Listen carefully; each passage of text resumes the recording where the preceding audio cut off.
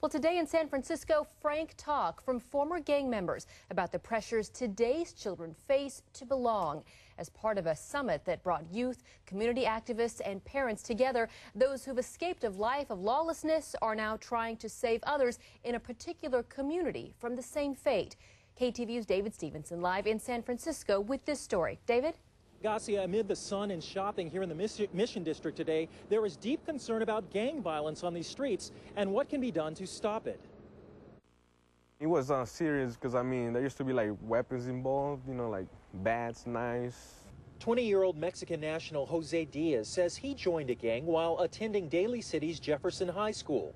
The gang life brought him an arrest for weapons possession. He says he's glad he left the gang, even though he now faces deportation. I'm barely 20. What can I expect, later on? I could end up like a lot of young people, dead.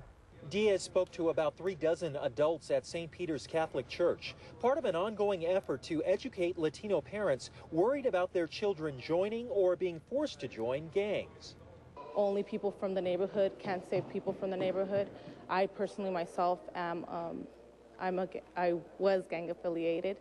Outreach workers such as Maria Romero are offering gang members tattoo removal and job training programs. Others, such as Esperanza Navas, are sharing their experience with young people. Her son died 9 years ago as a result of his involvement with a gang. I think he got involved because he needs some protection.